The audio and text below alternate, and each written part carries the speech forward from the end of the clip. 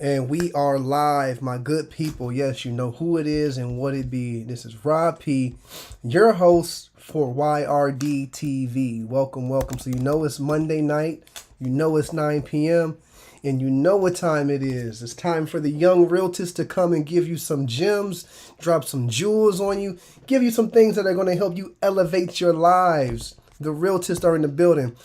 But before I can get into, our guest, we got a phenomenal guest that's going to give you some things. He's going to give you some knowledge and some game to some things that you've probably been thinking about, especially if you're in real estate.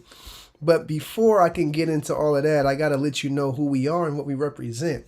So we are the Young Realtist Division, which is an affiliate organization of the National Association of Real Estate Brokers, NARAB. NARAB is an acronym for the National Association of Real Estate Brokers. It was an organization that was formed in 1947 by 12 black brokers with the intent of creating democracy in housing. So we are the oldest and largest black real estate trade association in the country with over 90 chapters across 35 states. NARAB is the premier network of black real estate professionals. The Young Realtist Division of NARAB was founded in 1996 with the intent and mission of redefining the real estate culture for tomorrow's leaders by empowering the youth and communities through wealth building, career exposure, mentorship, professional development, and leadership training.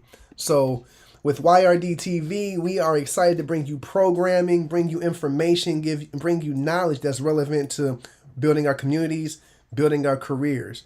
And with that being said, today I got a heavy hitter, somebody that I've gained a lot from in my time of knowing him. Really big in real estate development on the East Coast. He does his thing as the president of the United Developers Council and sharing the information about how we as realtors can get into the game. So let me go ahead and bring on Mr. Kenneth Morrison, President Kenneth Morrison in the building. What's going on, good sir?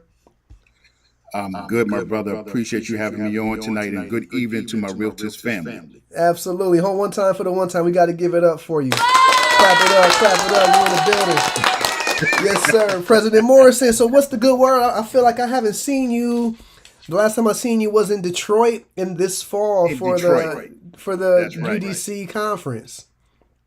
That's right. And we're actually, and I'll talk about UDC, then I'll get into some of the development stuff. But so UDC is also an affiliate of NARAB, and our task is to be the educators of the real estate space, real estate development space. UDC was created in the 1960s, around the time when HUD was created. So the leadership of NARAB at that time recognized there would be some development opportunities for them, and they created UDC at that time. I became the president about a year and a half ago, and basically the theme is just back to basics, right? Teach the basics to the membership, giving them information on how to move into the development space. What are the things we do? We have a broadcast every second Tuesday of the month called UDC Inspirations, where we have realtists and other real estate professions. Some are developers, some are affiliated to the development space. But we want to give information about development and also investment, right? Even though we're the development council, we also talk about investment. Even if you don't move into that development space, investment is part of development. So we advocate for our members to move into investment. I always say whenever I get the opportunity to speak to the public, if you already have one investment property, you need to be working on your second. If you have your second, you need to be working on your third, so on and so forth, right? It's the role to wealth development, right? Creation of wealth development for our families and our children. Absolutely. And also, I just want to give the website UnitedDevelopersCouncil.org. Like I said, we're an affiliate also. Our fees are $50 a year. And we're going to have a presence at the national conference in Houston. And then we're also going back to Detroit. So October 16th through the 19th, we'll be back in Detroit. This will be my third time as the UDC president in Detroit, but we've been in Detroit this might be our fifth development conference, and we're looking to take this development conference to other markets also. So I've actually been talking to one of the local board presidents in Maryland, so we're probably going to do something in Maryland by the end of the year also. So we're looking to take this on the road, make sure everyone gets the information.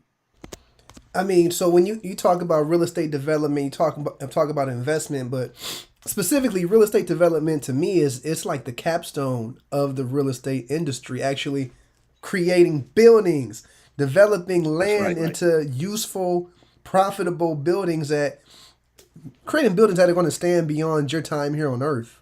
I mean, that's That's right. powerful. You create legacy, right? When you create development, when you build, you're creating a legacy. Like you said, these properties last longer than we're going to be here. They'll be here longer than your children will be here. So unfortunately, us as the black community, we're in the development space in very low numbers. There is a study that came out in March. It's by a not-for-profit group called Grove. I think it might be called Grove Street, but they talked about the number of developers per state in the United States and how few black and Latino developers. I mean, it was something like 1%, right? And then those who were in this space, no, those developers, those Black and Latino developers, no one had revenues of over $50 million a year, right? So this is a space that we need to be in, particularly when you look at our neighborhoods. You see what development is happening. You know, we talk about gentrification, but gentrification happens in our neighborhoods, right? And whether, no matter where you fall on the spectrum, if you agree with gentrification or not, we should be the ones who are spearheading it, right? And that's not what's happening globally, right? So again, that's one of the reasons why UDC is there to provide that information, provide resources to make that happen. But yes, that edifice you create, that edifice you build, is there longer than you will be. It's powerful. So you talk about the low numbers of I don't like to say minorities because globally we're not a minority globally. So, but you Right. talk about people of Globally color in the diverse. Right. in the real estate development space. Why do you think those numbers are so low? So, so one of the issues that we have as developers in every conference I go to is the same conversation, right? Access to equity, access to dollars. That's the main reason. So one of the things I kind of always joke about this, right? Folks always want to be a developer, right? And I say everyone wants to be a developer until you have to cut that first check. Being a developer is cash intensive, but I don't say that to scare us away from the business. We just have to be realistic about what it takes to be a developer. But I think access to capital has really been probably the major barrier that I think as black folks, as black real estate professionals, has preventing us to do this in large numbers.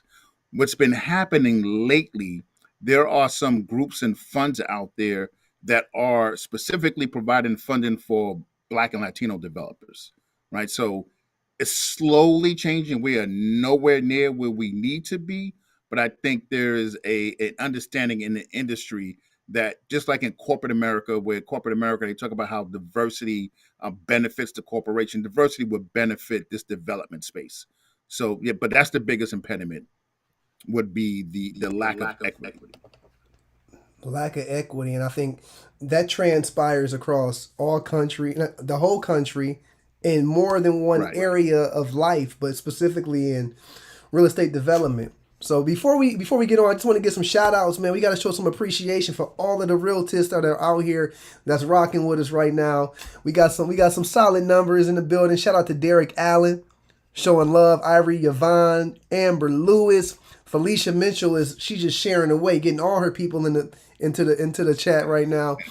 Brenda Pasker, Duhart, same thing, Sharon. We have our president, our YRD president, Madam Tamisha Wells. She's watching right now as well. She sends her welcome, Mr. President.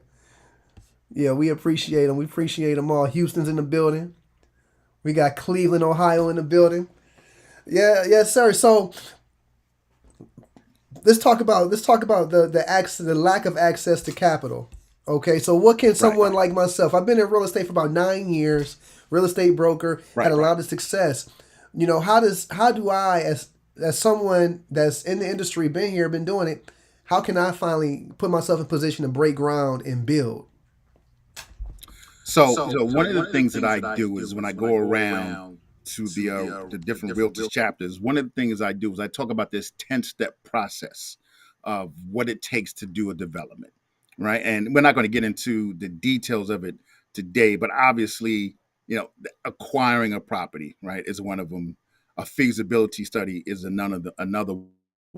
And what I always suggest to our realtors family members that as a real estate broker, as a real estate agent, you're already using some of those skills that developers use to develop a property. You're using it as when you're working with your clients, right? Because when you're acquiring a property for your client, you have to do the same thing as a developer, acquire that property. If it's an investment property, you're it's actually assisting your client to make sure that the property is feasible, right? To make sure it's going to make money. That's what we do as a developer, right? So if you have to do rehab to the property or do some upgrades to the property, you're going to assist them with their contractor. That's what we do, right? So those skills, first of all, that you have are transferable, right? The second thing that I always suggest is folks who want to get into the space and if they want to move into the multifamily space, I always suggest partnerships and joint ventures, right? That is the motto. That's I think the low hanging fruit model that gets you into this space. One of our first speakers when we did UDC Inspirations was Zaretha Thompson, who's a realtist out of California, a very successful realtist. But she was actually working on her very first development. And she talked about how she did a joint venture with a developer that was already in the business, already in the space, and she got a chance to shadow him to learn the steps in the development process, right? So I say to you, if you're looking to move into that multifamily space or that commercial space or whatever that space is, find you a joint venture partner, work with them. Because, like I said, the transferable skills that you already have, the marketing, the acquisition, working with a contractor, you already have those skills, right? So to me, that's the step, right? The joint venture is the first step. Another step, if you want to start and do like a test case scenario, just a one or two family home, right? Buy a one family home and do a flip, right? Which many of our members already do that, right? So that's kind of what a developer does, right? You buy, you fix it up, and then you flip it, right? And you learn those skills, and what you're really gaining are the relationships to how to get that stuff done, right? How to find the right contractor, how to find the right investment bank, how to get equity. So that's another step you can use to get into the space. And like I said, you're probably already doing. Yeah, I can see that. I mean, we do it for other people. If you work with buyers in the market, you probably have some investors, and they rely on us heavily. And so, like you said, at the basic level is taking the property, making it better for a profit. But to take it from bare land to put something on it, that's a whole nother level. Well, it is, but I mean, but like I said, you're kind of already doing it, right? So, but now you're just shifting the place that you're doing it from. You're doing it for yourself as opposed to doing it for someone else. Absolutely. So, I mean, you're very knowledgeable, and you got the game down pat. So, can you tell the people just about a little bit about your experience when it comes to real estate development? So, how I got into the business is totally untraditional. So, I got into the business. I was in college in the late '80s. Didn't finish, and I came back home. And my dad, very entrepreneurial. My dad had a real estate. My dad worked for the Transit Authority in New York City, but he had a real estate business. He was a broker. He was a property manager, and he had an income tax business. So I joined his business when I came back from school, and we were doing sales, apartment rentals, and we ended up moving into the property management space. So I also have a property management company right now. And from that property management business, we started working with distressed properties that just were in horrible condition. If you can imagine my office was based in Harlem, New York. So imagine the South Bronxes in the late 1980s, early 1990s. These were the properties that we were managing. But the city of New York had a program where they were looking for property managers that had some real estate development experience or some rehab experience to rehab city-owned property. So my dad and I applied through an RFQ qualification, and we were accepted. And I ended up with 4 buildings in Harlem. 3 were vacant, 1 was occupied. It was 105 units. Total development cost was a little over $10 million, and it was funded with low-income housing tax credits. I didn't even know what a low-income housing tax credit was at the time, right? But I found myself in the space, in the business, and I kind of taught myself the development business from being in it, which is a little bit different. Most of my associates or my competitors who are in the business either worked on Wall Street and then moved into the space, or they worked with another developer and then moved out on their own. But my dad and I started out as property managers, and we just kind of learned through that process. And the process for me was all rehabs. I didn't do any new construction at that time. We did all rehabs. Like I said, First project was 105 units. We had another project that was 200 units. These were all buildings that were owned by the city of New York, and they were funded. The equity came from low income housing tax credits. So that's how I got my start in the business. Moved in when we got into started doing the RFQs, the RFPs. We ended up doing about 900 units. Primarily, most of them were in Harlem, somewhere in the Bronx. And then my dad had got sick all of a sudden, unexpectedly. Then he passed away. So when that happened, I kind of stepped away from the business a little bit, and I just focused on managing the property. And then around 2014, I met a young brother who had a background totally different than mine. He had actually gone to grad school for real estate. He had worked for a Wall Street firm. He actually did some development down in Atlanta, but he wanted to do some affordable housing development in the city of in New York City, in Harlem, and he lived in Harlem, where I lived. So we created my new company, Lemor Development Group. And there we ventured into also doing preservation, but we also started doing some new construction, partnered with some not-for-profits, and that's the business now that we're operating. We did a new construction. One of my new projects was the Robinson on Lenox Avenue in Harlem, named after Paul Robinson. It was an affordable housing development. We did another new construction also in Harlem. I have one coming up in Yonkers. And one of the other things that we did, and I want to talk about this a little bit later, is we're working with the New York City Housing Authority doing RADs. And I'm going to explain what that is in a moment. Here we go. So, thousands of units. You've produced thousands of units in your career. So I would say definitely over 1,000. I'm in the grand scheme of things. I'm a small developer in the grand scheme. Yeah. However, but since we've done multifamily, it's definitely been over 1,000 units. However, the deal that we're working with now, I'm working with the Housing Authority on two of their developments, and this is preservation, meaning not new construction. We're doing the rehab with tenants in place, and that's a challenge all on its own. But we're doing over 2,000 units. It's maybe 2,400 units. Yeah. Of rehab. So Wow. one project is 1,700 units spread over 16 different housing projects all over the borough of Manhattan, right? And my company, the More Development Group, is one of the partners. We're not the lead on it. We're a small partner in that deal. But our partners. And then when another RFP came out, we applied on our own with another Black developer, and we won another development for 664 units, which we will start construction on in October. But my partner and I, the company's name is Genesis. We're the only 100% Black-owned developer doing one of these projects in New York City. And there are a bunch of developers doing them, but we're the only 100% Black-owned. There are other Black developers, but none of them are 100% Black-owned. So I'm always proud to talk about that. That's remarkable, man. That's truly remarkable. You said something. You said something before, just a little bit back, that one of our viewers commented on. Shout out to Amber Lewis out of Cleveland. She's the Ohio Realtist Association Convention Chair. So we got a big week next week. So shout out to her. Hopefully you can make it to the Ohio Conference. But what she said was low-income housing, new market, and historic tax credits is the goal as you build your experience and liquidity. You can start with managing the assets to build your brand.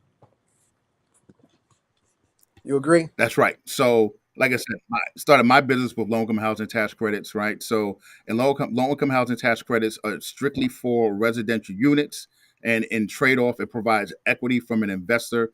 And the trade-off is you receive that equity, you can use it to do your development or preservation, but you have to provide affordable housing for a period of years, up to 15 years. Over that holding period. In New York City, is actually 30 years, sometimes 45 years. New market tax credits are also a credit that those funds come from CDFIs, but they're for commercial spaces, not for residential. So if you're building a space and you want to build, say, a shopping center or some kind of mini mall or even some office space on a hotel, you can use new market tax credits, and you can bring in equity or investor dollars through new market tax credits. Historic tax credits are also used. We're actually using them on my preservation deal, my project that's going to close in October, and they provide a great deal of equity. But historic tax credits can also provide equity for residential preservation. You have to create a historic district from the Parks, federal credit. But again, she's right. Those are three fantastic ways to bring equity to the table, but they're really skill specific. But there are consultants that will show you the way how to use all three of them. Absolutely. And then if you come to a UDC conference, you'll learn all about it. I promise. I've been Oh to yeah, we two talk of them. about all this at the UDC conference. Yeah, Yes, come to the UDT yeah. conference. What are the dates again? The one that's coming up in Detroit? So Detroit, the dates are October 16th through the 19th, October 16th through the and 19th. through the 19th. And it's speaking of Detroit, and it's not ready to be announced yet, but I'm working with the local Detroit board, Gidra, and we're working on a program where there's going to be some opportunities for NARAB members to purchase properties from Mm. Detroit, from the city of Detroit, and from the Wayne County Land Bank. So keep tuned, stay tuned. Hopefully, by the time we get to the conference, we'll have it all set up. But we're going to have some fantastic opportunities. So not only is UDC do we want to provide information to be that resource center for the repository for information, but we also want to be able to present business opportunities to the REALTIST members. So, like I said, just laying the cut. It's coming. We're working on it. We're working hard Yeah, on it. you But can't hopefully, there'll get be some this. good opportunities. You can't get this stuff anywhere else. You can't get it anywhere else. And it's going to be specifically for NARAB through UDC. I mean, this is the power that UDC, I'm sorry, the power that NARAB has, right? We have some powerful players throughout the states in government, in business, and they want to do business with us. So we're going to take advantage of the opportunity in Detroit and hopefully turn some this investment property over to some of the NARAB members. Well, I'm down the street from Detroit, maybe about a 45 minute drive. So, hey, I'll be there.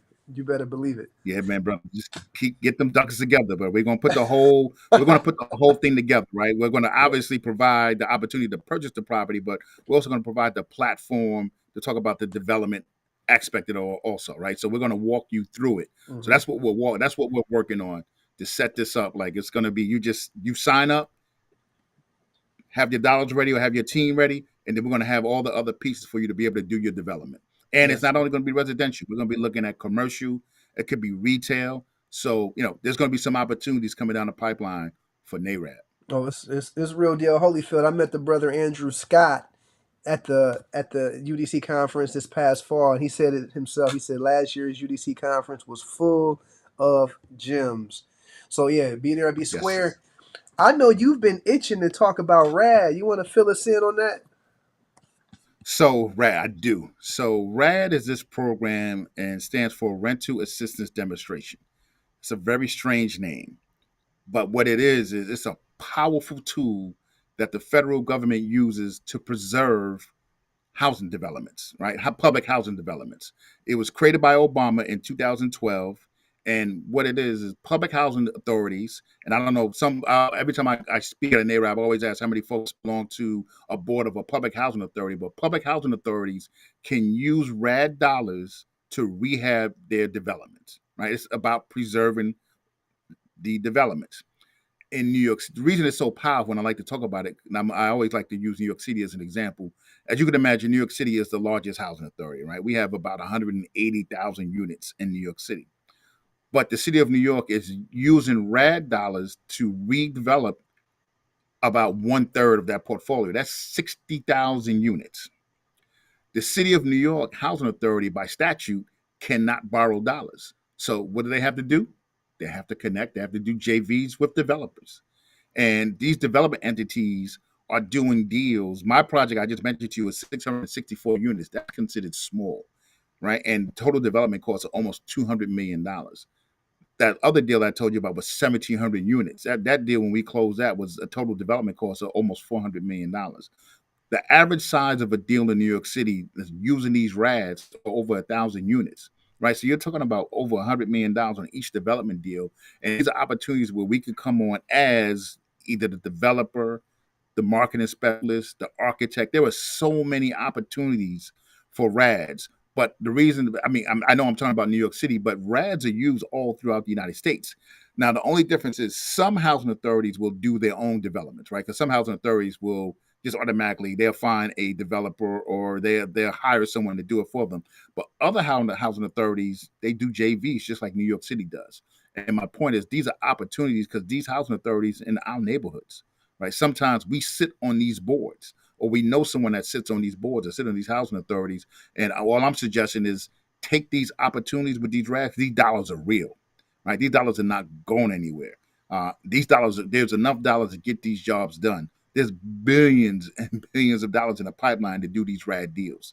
So I always suggest to my realtors family, again, look it up, rad, check to see what your housing authority is doing. Look to see if you can participate. It could be marketing. It could be development. There's so many spaces where you can get in with these rads. The money is there. Take advantage of it.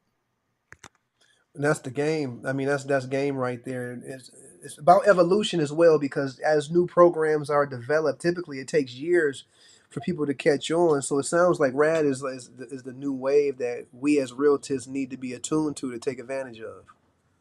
That's right. That's right. And legislative, I don't know. It could disappear, right? Who knows, right? When Trump was president, I was thinking he was going. He tried to take everything else that Obama did, but he didn't take this away because it probably was benefiting some of his people, right? So it's around. It's going to be around, but we need to take advantage of it because these deals or these housing developments are in our communities. That's the real deal, Holyfield. Our President Tamisha Wells, she says YRD is looking to do a partnership with UDC. You think we can make something happen? Indeed, President Wells, I look forward to connecting with the organizations. One of the things that we talk about when we have our board meetings is also working with the different affiliates, whatever way that is. We're always open to these collaborations. However, we can make it happen, President Wells. Let's do that. I'm looking forward to it. No doubt. And so, with that being said, can you tell us what does YRD mean to you, the Young Realtors Division? What does that mean to you? So I love the name of it, right? Because what it means is, and I don't think of it as young as in age. I think of it as in just the amount of time you've been in the business, right? You can be brand new, 60 years old, and decide to become a realtor. But if you're brand new to the space, then you need to be a member of YRD, right? YRD means like there's a lot of new information flowing. I love talking to new people in the space because new people always give me ideas. Right? I'm stuck in my ways. Right? I've been in this business for 30 years, right? So I'll talk to someone, or I'll talk to a developer who's brand new in the space, and that mentions some kind of technology that I never even thought about using, right? So YRD to me is what it means to me is fresh ideas, right? Fresh thought. Right. And I love what YRD, and I also love I didn't get a chance to listen to a lot of your broadcasts, but I have listened to some, and I love the fact that you can cover all aspects of the business, right? Whether it's appraisals, whether it's development, whether it's investment, right? Every aspect of the real estate business, every section of the real estate business is covered by YRD. So yes, so I appreciate everything you guys are doing. I heard that, and we appreciate you taking the time because you're a busy guy. You got the UDC programming. It's on the Wednesdays? Can you tell us about the programming UDC has that we can tune into? So right. So it's on the second Tuesday of every month, where we have UDC inspirations, and you should receive an email from NARAB. NARAB is the one who sends it out for us. It's a Zoom. It's a one-on-one conversation. Michelle Calloway, who used to be the chair of the board, she's our education chair, so she's our Oprah. So she leads the conversation, and like I said, it's just a one-on-one conversation every second Tuesday. It begins at 6 p.m. Eastern Standard Time. So for the West Coast, it's a little bit early. It's 3 o'clock for the West Coast, but nonetheless, it's every second Tuesday. We also have membership meetings, and then what we're going to start doing is we've been talking about creating this resource center for a while, and we're starting to put it together. But what this resource center is going to do is we're going to actually take specific topics and then have classes for the members. So one of the classes that we're going to do is we get a lot of interest. Folks want to know how to create joint ventures. What does an operating agreement look like? What kind of paragraphs need to be in the operating agreement? So we're actually putting together now. We're going to have an attorney. We're going to come on and we're going to do a class, but it's not going to be open to everyone. It's only going to be open to the UDC membership. And we're going to talk about how do you create that joint venture agreement, right? What kind of topics you need to have in there. And then we're going to talk about the other thing that we get a lot of calls about is related to how to create a pro forma, right? How do you underwrite a deal, right? So we're going to create a class to do that. So the resource center is going to be coming out also. We don't have the date for that yet, but we'll have the date set up by the time we get to National in Houston. I heard that. One more time for the one time. How can people join UDC? UnitedDevelopersCouncil.org is our website. UnitedDevelopersCouncil.org is our website. Gotcha. All the information is right there. Yep. There it is. Yes, sir. Yes, sir. We put it out there. Amber Lewis, she says, thank you for sharing your thought leadership with our members and our friends. Yeah, Indeed, Mr. Amber. President, you've been And shutting listen, it how down. do I join YRD? Well, I need to be a member. YoungRealtist.org. It's as simple as it sounds like it's as simple as joining UDC. You just go to the website and join. Of course, you Okay. do have to be a realtist, but we already know where you stand. So Right. yeah, Okay. we Okay. would appreciate your membership and your representation within our organization. Oh, indeed. You know, you'll have it tomorrow, if not tonight. Heard that. We'll have our membership chair reach out to you. We'll get you Do that. together, Do sir. that. Definitely. Yes, sir. You shared a lot of information. A lot of nuggets. The big takeaways here. Join UDC if you're interested in real estate development. You want to get the game, get the jewels, get some templates, get some mentors. UDC is the Right. source, the resource for that. Um, Try to make it to Detroit, October 16th through the 19th for the UDC conference, That's right. and tap in every second Tuesday. That's what it sounds like to me. That's it. That's the model right there. That's the 1, 2, 3 right there. That's the ABC of it. And tomorrow night, I'm also going to be so NARAB Region 1 has a broadcast, and I'm going to be interviewed tomorrow night on his broadcast. That's Richard Phipps out of Massachusetts. So again, the same information for those YRD members who may not be around tonight. NARAB Region 1's presentation is going to be tomorrow night, same time, 9 p.m. Eastern Standard Time. So we re-upping Yeah, I need to. tomorrow night also. I'm gonna have to tap in for that. I had the pleasure of being interviewed by Mr. Phipps. So I'm gonna have to tap in to see what's going on there because he brings it. He has some good questions. Smart guy. He does. So I'm looking forward to his conversation also. Absolutely. Well, Mr. President, we appreciate you taking the time to share with us young realtists, and we look forward to building a relationship with you and UDC moving forward.